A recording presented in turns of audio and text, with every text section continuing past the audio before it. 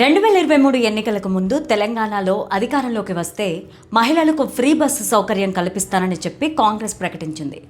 చెప్పినట్లుగానే అధికారంలోకి వచ్చాక హామీని నెరవేర్చింది. కానీ ఉచిత బస్సు మొదలైన నాటి నుంచి ఆ పథకం పైన విమర్శలు వస్తూనే ఉన్నాయి.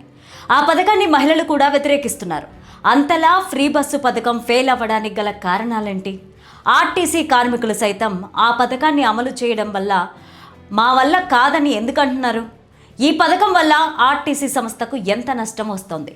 భవిష్యత్తులో మహిళలకు ఉచిత బస్సు సౌకర్యం ఉంటుందా లేదా చూద్దాం.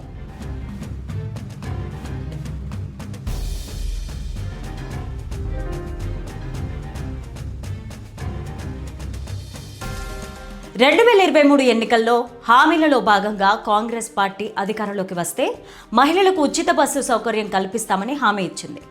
చెప్పినట్లుగానే ప్రభుత్వం వచ్చిన వెంటనే అమలు చేసింది. ఇక అప్పటి నుంచి ఇప్పటిదాకా సీట్ల కోసం బస్సుల్లో జరిగే గొడవలతో ఆ పథకం పైన విమర్శలు వస్తూనే ఉన్నాయి. డబ్బులు ఇచ్చే మగవాళ్ళకేమో సీట్లుండవు, కానీ ఫ్రీగా ప్రయాణం చేసే ఆడవాళ్ళకేమో సీట్లా అంటూ ఇప్పటికీ వ్యతిరేకత వస్తూనే ఉంది.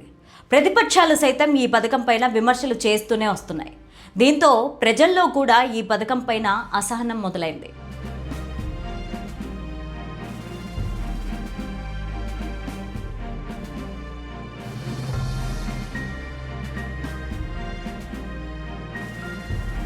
కాంగ్రెస్ ప్రభుత్వం కల్పించిన మహిళల ఉచిత బస్సు ప్రయాణం వల్ల ఆర్టీసీకి ప్రతి నెల సుమారు 358 కోట్ల నష్టం వాటిల్లుతుంది. సంవత్సరానికైతే దాదాపు 4,000 కోట్లకు పైమాటే ఖర్చు అవుతున్నట్లు గణాంకాలు చెప్తున్నాయి. ఆర్టీసీ సంస్థకు పథకం ప్రారంభమైనప్పటి నుంచి ఇప్పటి వరకు ప్రభుత్వం సుమారు 10,000 కోట్లు చెల్లించినట్టు తెలుస్తోంది.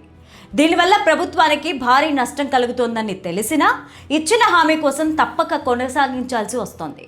కాంగ్రెస్ ప్రభుత్వం అధికారంలోకి వచ్చిన 28 నెలల కాలంలో మహిళలు 290 కోట్లకు పైగా ఉచిత ప్రయాణాలు సాగించారు. పథకం రాకముందు బస్సుల్లో మహిళా ప్రయాణికుల వాటా 40% ఉండగా ఇప్పుడు అది 67%కి పైగా పెరిగింది. ప్రతిరోజు సుమారు 35 లక్షల మంది మహిళలు ఈ ఉచిత బస్సు సౌకర్యాన్ని వినియోగించుకుంటున్నారు.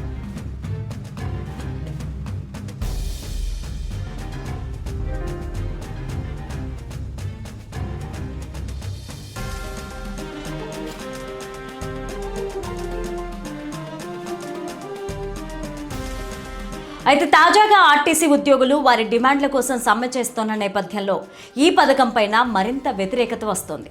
ఈ పథకం వల్ల ఆర్టీసీ సంస్థలు ఎంతో నష్టం వాటిల్లుతుందని, అంతేకాకుండా ఉద్యోగులు కూడా ఈ పథకం వల్ల దాడులకు గురవుతున్నారని, అంతేకాకుండా మానసిక క్షోభకు గురవ్వాల్సి వస్తోందని వాపోతున్నారు. ఆర్టీసీ కార్మికులు చేపడుతున్న సమ్మె వల్ల బస్సులు లేకపోవడంతో మహిళలు సైతం ఫ్రీ బస్సు పథకం పైన మరోసారి ఆగ్రహం వ్యక్తం చేస్తున్నారు. ఈ పథకాన్ని వెంటనే రద్దు చేసి ప్రయాణికులకు ఇబ్బందులు లేకుండా చూడాలంటూ ప్రభుత్వం పైన మండిపడుతున్నారు. ఈ పథకం అమలైన రాష్ట్రాల్లో కూడా ఇలాంటి వ్యతిరేకతనే వస్తోంది. కాబట్టి భవిష్యత్తులో ఈ పథకం కంటిన్యూ చేయడం కూడా ప్రభుత్వాలకు పెద్ద తలనొప్పిగా ఉండే అవకాశం ఉంది.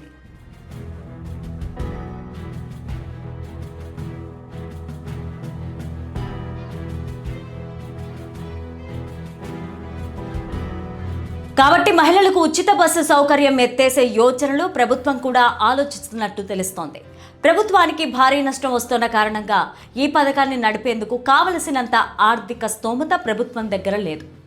అందుకే తొందరలో ఫ్రీ బస్సు సౌకర్యం ఎత్తేసే సూచనలు ఎక్కువగా ఉన్నాయని రాజకీయ వర్గాల్లో చర్చ నడుస్తోంది.